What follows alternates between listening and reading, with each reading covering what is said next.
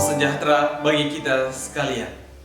Kembali lagi bersama saya, Pastor Freddy Lana CMF, dalam renungan Kitab Suci Rabu 23 Februari 2022 pada peringatan wajib Santo Polikarpus, Uskup dan Martir.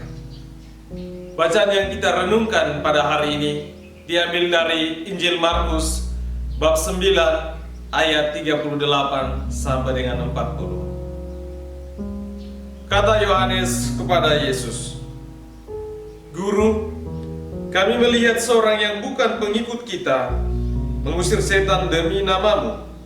Lalu kami cegah orang itu karena ia bukan pengikut kita." Tetapi kata Yesus, "Jangan kamu cegah dia.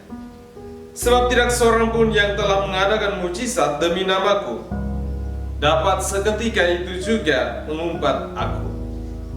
Barang siapa tidak melawan kita, ia ada di pihak kita." Demikianlah sabda Tuhan. Saudara-saudari yang terkasih, saya memberi judul renungan ini, Nama Yesus yang Menyelamatkan. Dalam bacaan Injil pada hari ini, ada pengalaman iman yang tidak biasa yang dialami oleh para murid Yesus, yakni tentang kejadian seseorang yang bukan dari kalangan para murid mengusir setan dalam nama Yesus. Injil Markus mencatat peristiwa ini sebagai bagian penting untuk melihat dua kekuatan lain dalam diri manusia, yakni kekuatan baik yang berasal dari Yesus dan kekuatan jahat yang berasal dari iblis. Dari pengalaman orang yang mengusir setan dalam nama Yesus, bisa kita timba kekayaan iman sebagai bagian yang harus kita miliki. Saudara-saudari, keyakinan orang-orang akan pribadi Yesus sebagai Mesias, Putra Allah, sangat kuat datangnya dari orang-orang biasa dan sederhana yang tidak belajar kitab suci dan tradisi seperti orang-orang Farisi.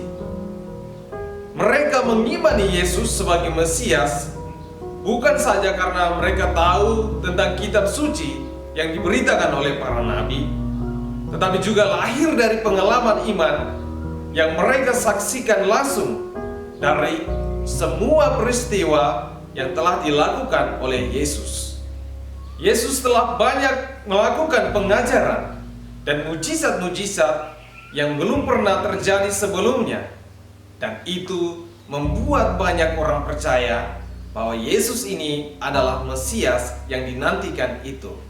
Saudara-saudari, kuasa penyembuhan dan mujizat-mujizat lainnya terjadi bukan saja atas kehendak Yesus sendiri, tetapi dalam beberapa kesempatan mujizat itu terjadi karena iman orang-orang yang percaya kepada Yesus. Saudara-saudari, kuasa penyembuhan terjadi bukan saja atas dasar kehendak Yesus sendiri, tetapi di beberapa kesempatan terjadi karena iman orang-orang yang percaya kepada Yesus. Kita tentu ingat akan iman dari seorang wanita yang sakit pendarahan selama 12 tahun. Dengan kata-katanya yang luar biasa, "Asal ku jamah jumbai jubahnya, maka aku akan sembuh." Demikian juga ada iman dari seorang perwira. "Tuhan, saya tidak pantas Tuhan datang kepada saya, tetapi bersabdalah sepatah kata saja, maka hambaku akan sembuh." Demikian juga iman dari seorang yang mengusir setan di dalam nama Yesus. Sebuah tindakan iman yang baru dan jarang terjadi, tetapi keyakinan iman mereka membuat mereka dan orang lain diselamatkan. Saudara-saudari terkasih, hal pengusiran setan dalam perjanjian lama jarang dilakukan oleh para nabi. Orang Israel tahu bahwa ada malaikat yang selalu menjaga mereka dari kuasa iblis. Dalam Perjanjian Baru, hal pengusiran setan sudah sering kali disaksikan oleh para murid ketika ada bersama dengan Yesus, di mana Yesus banyak sekali mengusir roh-roh jahat. Banyak orang tercengang dengan apa yang telah dilakukan oleh Yesus. Para murid juga melakukan hal yang sama, yakni mengusir setan. Tetapi perlu diketahui bahwa mereka mengusir setan saat mereka diberikan kuasa oleh Yesus. Kita tentu ingat akan peristiwa perutusan para murid berdua-dua. Mereka diberikan kuasa untuk menyembuhkan berbagai macam penyakit, termasuk mengusir setan. Saudara-saudari yang terkasih, kembali lagi dalam persoalan para murid. Hal mengusir setan dalam nama Yesus adalah sesuatu yang baru untuk mereka. Mereka belum mampu menerima bahwa ada iman dalam nama Yesus yang menyebabkan terjadinya penyembuhan atas kuasa setan. Mereka masih berpikir jika mengusir setan itu hanya oleh orang-orang yang diberikan kuasa oleh Yesus, seperti yang mereka alami sebelumnya. Oleh karena itu mereka secara terang-terangan melarang orang yang melakukan pengusiran setan tersebut. Jawaban Yesus kepada para murid ketika melaporkan peristiwa pengusiran setan tersebut tentu sangat bijaksana. Yesus menegur para muridnya agar tidak mencegah orang yang melakukan pengusiran setan di dalam nama Yesus. Kata Yesus, "Tak seorang pun yang mengadakan mujizat dalam namaku dapat seketika itu juga mengumpat aku. Barang siapa yang tidak melawan kita, ia ada di pihak kita." Yesus meletakkan sebuah dasar yang sangat besar, yakni bahwa semua orang yang beriman kepadanya diberikan kuasa atau kesempatan untuk menghalau kuasa kegelapan. Saudara-saudari, tindakan pengusiran setan dalam nama Yesus dapat kita maknai bahwa di dalam nama Yesus, nama yang keramat, nama yang kudus, nama yang mulia, memiliki daya dan kekuatan yang dapat menyelamatkan banyak orang. Maka tidak heran jika sampai sekarang banyak orang yang menyebut nama Yesus untuk melakukan mujizat-mujizat penyembuhan, dan banyak yang diselamatkan.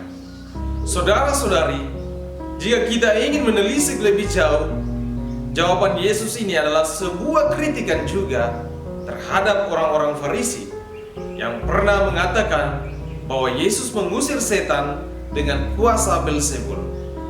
Kata Yesus, iblis tidak bisa melawan iblis, nanti robohlah kerajaannya. Demikian juga orang-orang yang berada di pihak Tuhan tidak bisa melawan Tuhan. Yesus sendiri menginginkan para murid agar tidak memiliki pemahaman seperti orang-orang Farisi tersebut, tetapi mengajarkan untuk percaya kepada Yesus, bahwa tindakan Yesus itu berasal dari Allah. Demikian juga tindakan yang dilakukan oleh orang yang mengusir setan tersebut berasal dari Allah. Saudara-saudari yang terkasih, hal pengusiran setan di zaman ini tentu sudah sering kali kita mendengarnya. Banyak orang yang memiliki kemampuan untuk melakukan pengusiran setan. Kita tahu bahwa hal pengusiran setan tidak dapat dilakukan oleh semua orang.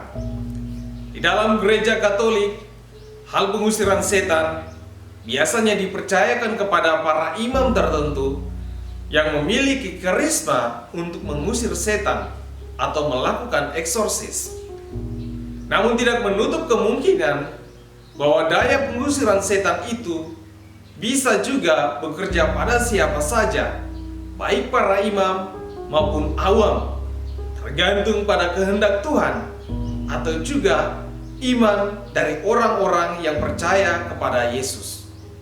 Semuanya itu tentu memiliki satu tujuan, yakni untuk kemuliaan Tuhan, dan bukan sebagai tempat memamerkan iman atau tempat untuk mencari uang atas penyembuhan yang dilakukan. Saudara-saudari terkasih, mari kita selalu dekat dengan Tuhan. Kuasa Tuhan itu ada, dan juga kuasa iblis itu ada. Sebutlah nama Yesus selalu di dalam doamu, agar nama yang memiliki kuasa itu dapat melindungi dan menyelamatkanmu dari kuasa kegelapan. Tuhan beserta